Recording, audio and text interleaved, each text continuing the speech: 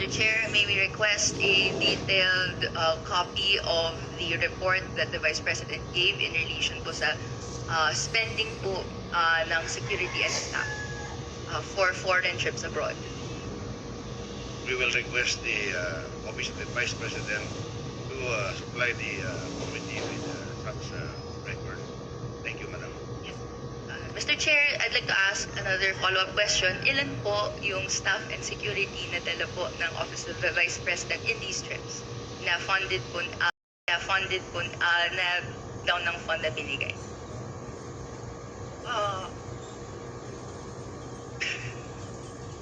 Luoy na kayo mong naong, sir, ba? Kana. Madam Chair, for the security, I understand they recommend, the Armed Forces of the Philippines recommend 3 to 4 security personnel, but the Office of the Vice President only approves 2 security personnel. And for the Office of the Vice President personnel, that's 1 ceremonial and diplomatic affairs employee, 1 for MPRD president. So those are the approved personnel who joins the Vice President in her trips. So, to clarify, Mr. Chair, these personnel in total ay sinagot ng OVP fund of totaling 7.4 million pesos sa ating mga foreign trips. Madam Chair, not all foreign trips, as I mentioned. Security is always recommended by the Armed Forces of the Philippines, but some trips do not OVP personnel because there are only 3 trusted OVP personnel who can do the work that I demand from them, and sometimes they are not available. Okay. Congresswoman Nakaw. Thank you, Madam Chair. So, to confirm, ito pong mga trips na to that was mentioned, are these trips personal in nature that required po yung presence ng personnel and staff?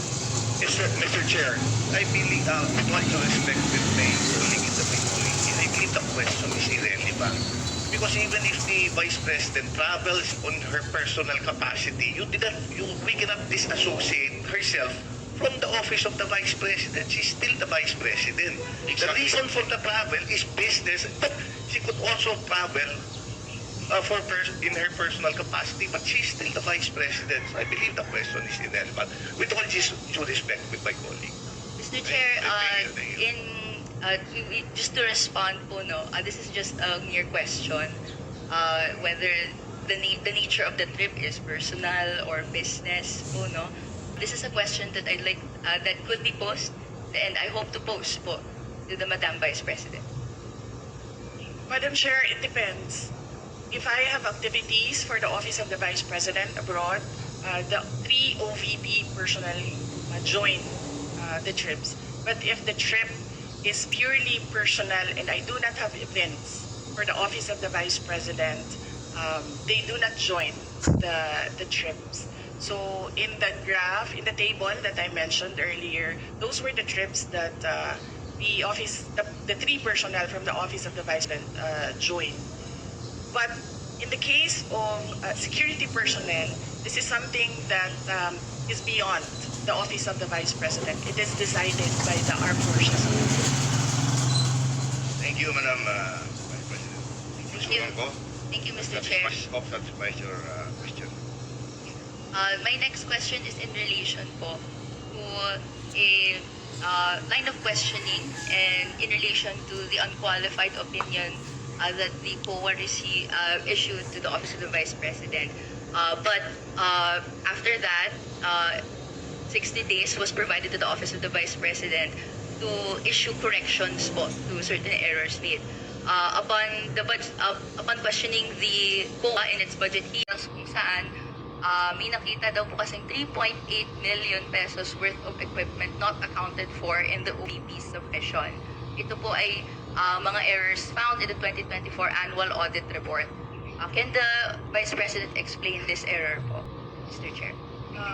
Madam Chair, the Office of the Vice President from 2022, 2023, and 2024 received unmodified opinions from the Commission on Audit. And I would like to take this opportunity to thank all my colleagues in the Office of the Vice President for being faithful to transparency and accountability in our office.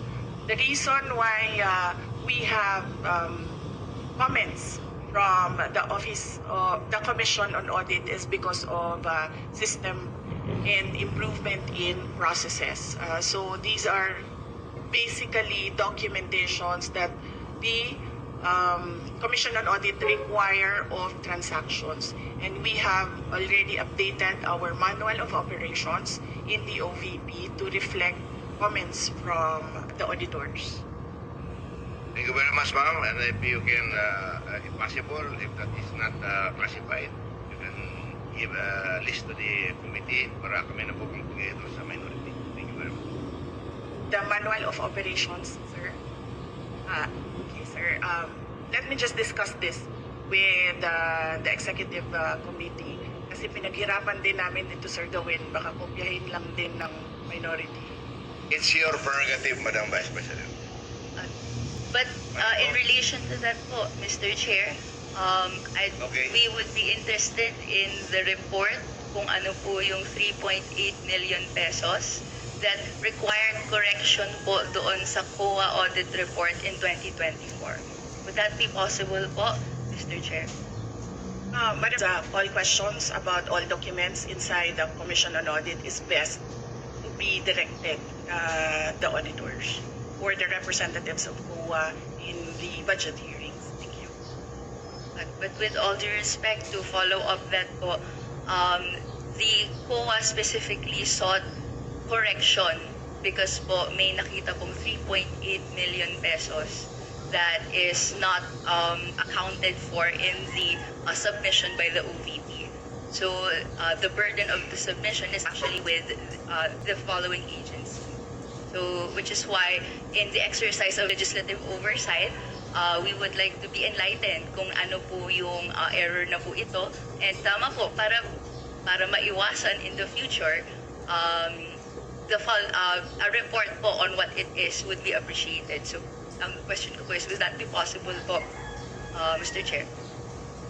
Madam Chair, usually the Commission on Audit, the auditors review documents, and sometimes they do not see the attachments in the correct submissions. Sometimes the attachments that are required are found in other submissions and reports, and these attachments are required by auditors in every report. That is why right now we already have a checklist.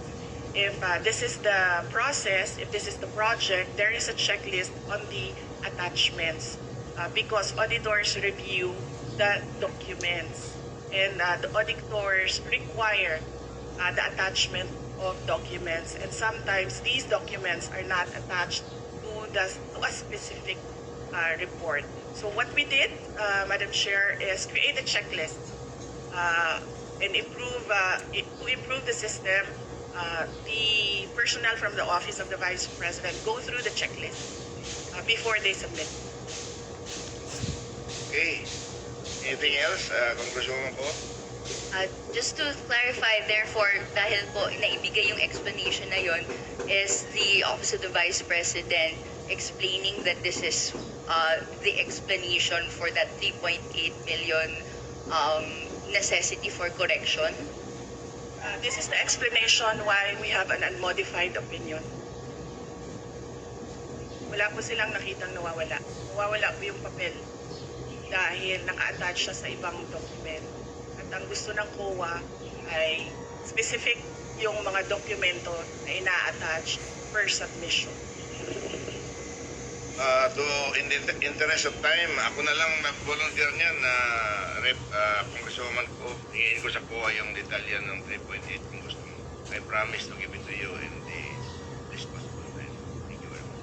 Thank you very much for that response.